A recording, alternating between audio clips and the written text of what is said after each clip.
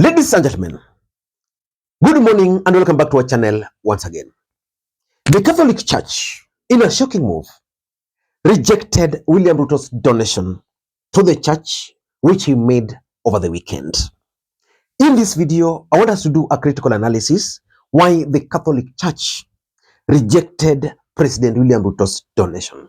First of all, let us listen to William Ruto making those donations. Lakini kwa sababu nimefika hapa leo, nataka niungane na gavana wetu. Hawa watoto wa PMC na wale vijana wengine walikuwa hapo wamefanya kazi mzuri, na mimi naona wako na uniform mzuri. Sakaja amewapanga kiasi, lakini mimi nitawapangia uniform ingine mpya. Na kwa hivyo kiongozi wa hapa tajipanga, ngojeni, mambo yenu bado. So hawa watoto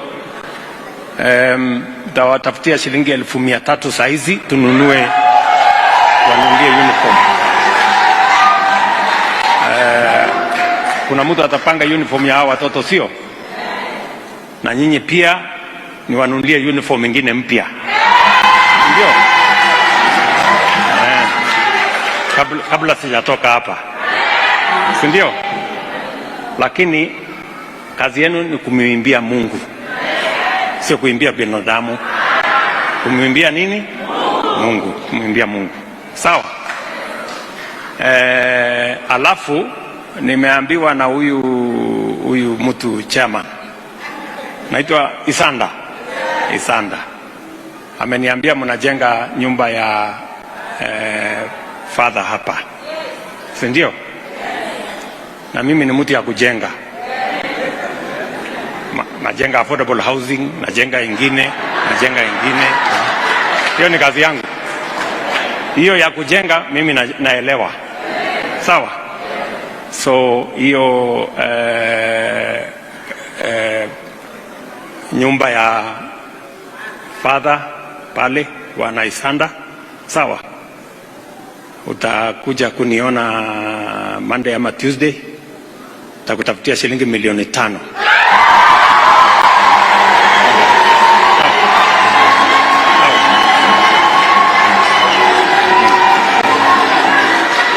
Sawa. Lakini na hiyo pesa nasikia mkubwa, hiyo pesa nitafuatilia. Ukipiga kona hivi kidogo utakutana na mimi. Tumesikia mimi nilisema mambo ni matatu. Ujichunge. Si ndio? Sawa. Alafu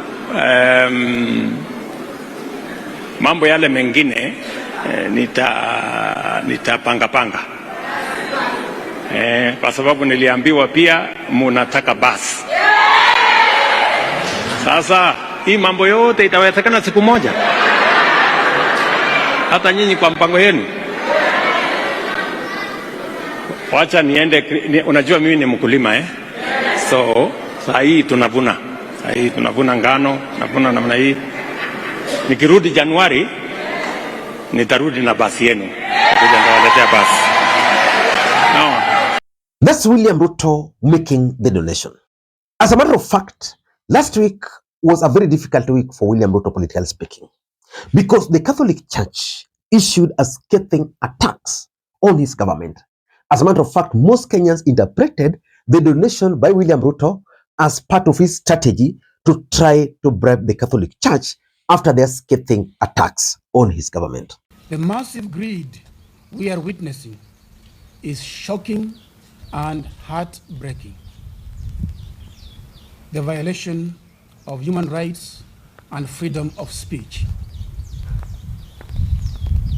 We are appalled by the blatant recurring incidents of reported abductions, disappearances, torture, and killings of Kenyans.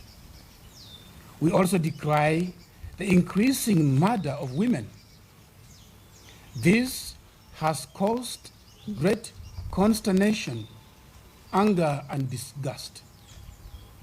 Many families are still grappling with the loss of their children who were brutally killed, injured, or went missing following what is referred to as the Gen Z demonstrations in June 2024. Many of these victims had raised concerns about rampant corruption within and outside the government. Who is abducting these people? It is very gratifying that we are here today to do this together. And I want to ask all of us, leaders, the clergy, Kenyans, to work together towards a nation that we can all be proud of. And even as we engage in public discourse on matters that are important to the people of Kenya, we must be careful to be factual, lest we become victims of the things we accuse others of doing.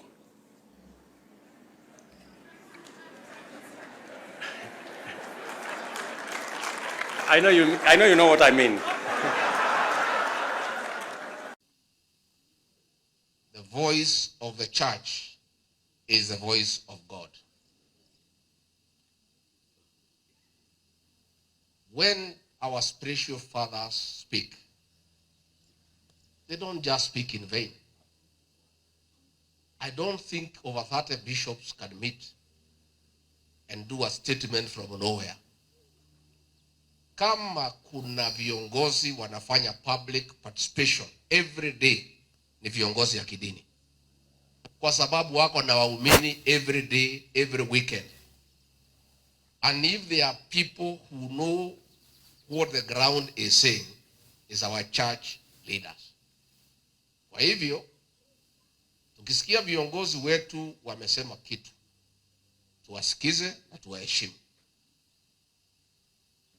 We were very disappointed when our Catholic bishop spoke and we saw some members of parliament abusing them, lecturing them, talking down to our spiritual fathers. So yesterday, the Catholic Church, through their Archdiocese of Nairobi, issued a statement. And in that statement, they formally rejected the donation from the president. Let me just read for you part of that statement. The statement is headlined, "The Statement on Adherence to the Kenya Conference of the Catholic Bishops, Directive on Political Donations to the Church." And it says, "Greetings of peace from the Archdiocese of Nairobi." So it's actually from the Archdiocese of Nairobi and signed by the Most Reverend Philip Anyolo, the Metropolitan Archdiocese of Nairobi. So if you go through this statement, which is a bit long, I don't want to go through all of it. I just want to go just to the part where they are rejecting the donation. They are quoting some acts, the Public Fundraising Appeals Bill 2024 under Section 10, which is they are quoting, and it says it is deemed that any person who solicits or receives money or benefits from conduct of a fundraising appeals, regardless of the representation made was direct or indirect, such fundraising appeals require a permit in accordance with the bill. So in short, they're telling Ruto that the donation which William Ruto made was not necessary because they didn't ask for it. And of course, there was no permit.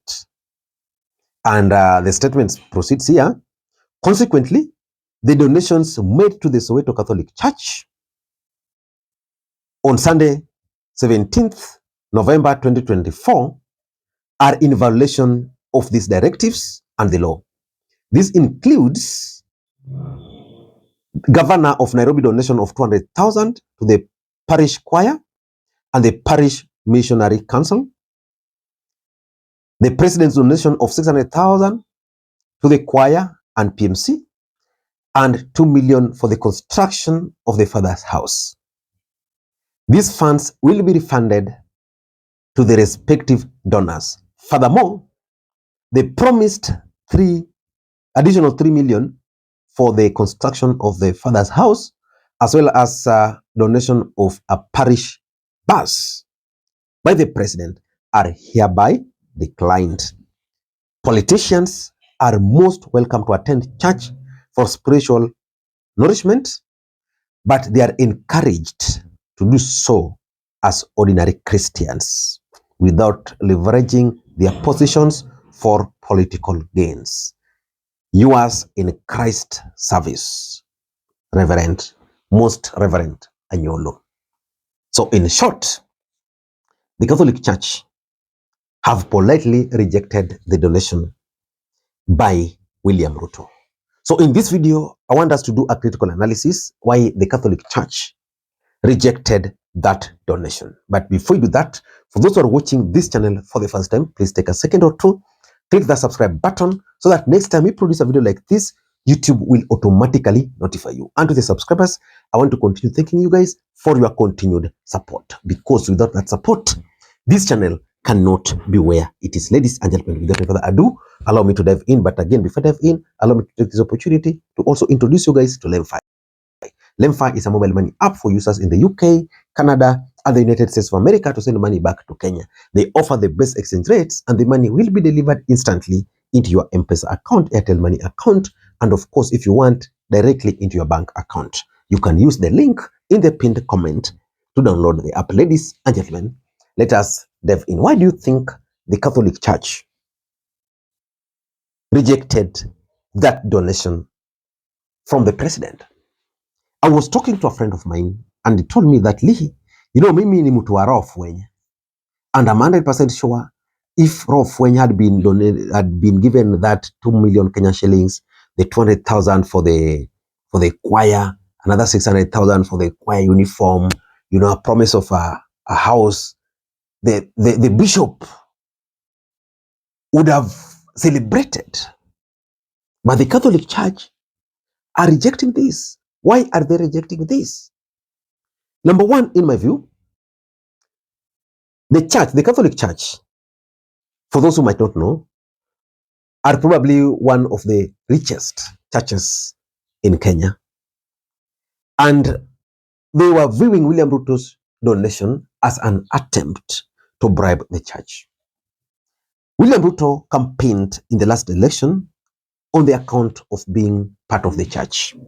He used the small churches to actually propagate his agendas. And the church, currently as we speak, are divorcing William Ruto. They're very angry and they are very bitter because William Ruto used them. Kenyans are angry with them. William Ruto is not doing whatever they agreed. Sometimes they even meet secretly with the president and offer guidance. The president is not listening. And the fact that the Catholic Church had issued a statement and then William Ruto coming to Catholic Church with this donation after serious attacks by even William Ruto's allies, the church felt that this could be a bribe. So for me, that is the main reason. In fact, if you read this statement fully, there's a point here, there's a stage here, I think there's a point here where they talked of part of attempts to bribe the church. So like, for example, the bishop is saying, the bishops have consistently maintained a firm stand on the matter of politicians donating money to churches, highlighting the ethical concerns and the need to safeguard the church from being used for political purposes. So in short, they thought that, or they felt that that was part of William Ruto's strategy to try and bribe the church. Number two, I'm also 100% sure that the Catholic Church received many greetings from their members, salamu, from their members, protest letters from their members regarding the donations. Let me just read for you one of the letters which one of the Catholic member wrote to the bishop. Let me just get it. I think I saw it somewhere. Let me just see if I can easily, quickly get the letter. Yes, there's this one here, addressed to the Most Reverend Free Payolo on 17th. Your Grace, many of the faithful of the Archdiocese of Nairobi were scandalized by His Excellency, the President of Kenya's public declaration that he intends to donate 5 million towards the construction of the clergy's house at Soweto Catholic Church. This announcement came in the wake of a scathing attacks on the Catholic episcopate by the government for the former's fulfillment of their prophetic mandate to speak for the poor. I urge you to politely ask the president to not donate the money to those who have been turned away from the hospital because their shift has not been activated, or to the youths who have no employment. In any event, donations should be anonymous so that the glory does not go to the donor, but rather to the Almighty. Peter Gathirimu. So it means so many other Kenyans probably protested the move by the church to receive the donation. Listen to this again. The tweet from the Gen Z, they said, was a very interesting one, a short one, a very quick one. I still have it. Catholic bishops, we respect you. But the picture below, the face picture below is our enemy number one. And yes, we looked at it, and I knew where you're coming from. And somebody else, a senior member of the community here, has said, they should not be moving. You should be wait. You are big people. You're important persons. Number three, I also think that the church feared what happened during the Gen Zs. The Gen Zs protested. And the main reason why they protested was because the politicians were donating large sums of money to the church. They were living extravagant life. The young people who were unemployed were very angry and very bitter. Now, the Catholic Church accepting this kind of donation, it was not going to be okay. It was not going to be okay. So they decided, let us not take it, because they feared the Gen Zs. And lastly, I think the church has just decided to rebel against William Ruto. Maybe as a result of the rage from Kenyans, or as a result of the unfulfilled promises, or maybe William Ruto also entered into some agreement with them, which he has not been able to fulfill. Ladies and gentlemen, I don't know what you think, but that's my take. Until next time, this is Lee Makwiny. Bye-bye.